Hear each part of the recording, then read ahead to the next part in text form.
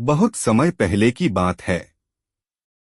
पुरी नगरी के बाहर एक शांत छोटे से गांव में रहती थीं माता कर्मावती।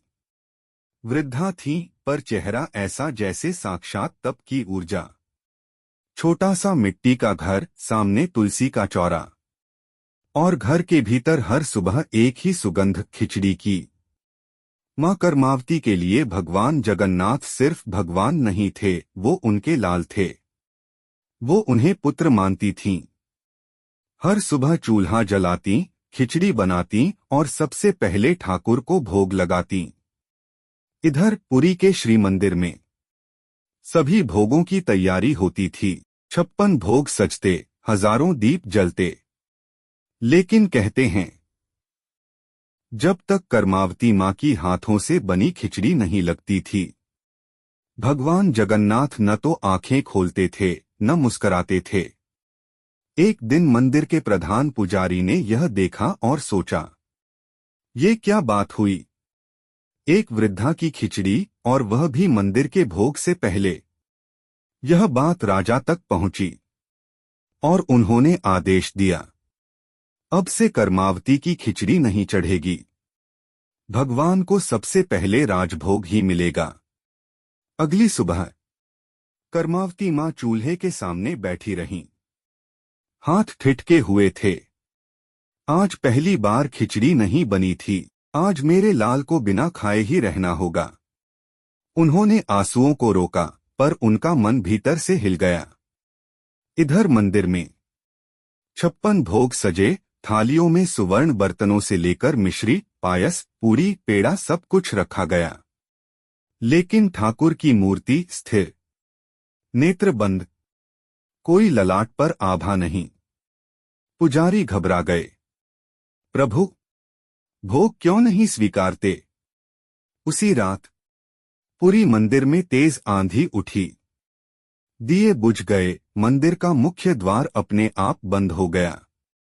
और राजा को एक सपना आया। भगवान जगन्नाथ ने कहा, मेरा लाल भूखा है। जब तक मां कर्मावती की खिचड़ी नहीं मिलेगी, मैं कोई भोग स्वीकार नहीं करूंगा। सुबह होते ही राजा ने सब कुछ छोड़कर घोड़े पर सवार हो सीधा उस गांव की ओर प्रस्थान किया। कर्मावती मां अपने आंगन में बैठी थीं, सूनी आंखों से चूल्हा देख रही थीं। राजा उनके चरणों में झुक गया। मां, प्रभु ने आपको याद किया है। आपकी खिचड़ी के बिना वो भोजन नहीं कर रहे। मां की आंखों से आंसू बह निकले। मेरा लाल भूखा है। उन्होंने फिर से चूल्हा जलाया। टूटे हुए लोहे के बर्तन में खिचड़ी चढ़ाई। न उसमें मसाला था, न घी। बस प्रेम था, वात्सल्य था, आशीर्वाद था। राजा ने वह खिचड़ी एक स्वर्ण थाल में रखवाई और पूरे सम्मान के साथ मंदिर ले गया। जैसे ही वह खिचड़ी मंदिर के अंदर पहुंची, भगवान जगन्नाथ की मूर्ति से दिव्य प्रकाश निकला। मंदिर में घंटियां अपने आप बज उठीं। ठाकुर जी के होठों पर मुस्कान आ गई। पुजारी रो पड़े। राजा ने हाथ जोड़ लिए। सबको उस क्षण यह अनुभव हुआ, ईश्वर को सबसे पहले चाहिए प्रेम से पकी भक्ति, न कि शाही पकवान। उसी दिन से एक परंपरा आरंभ हुई। पूरी मंदिर में सबसे पहले जो भोग चढ़ता है, वह है खिचड़ी, मां कर्मावती की स्मृति में।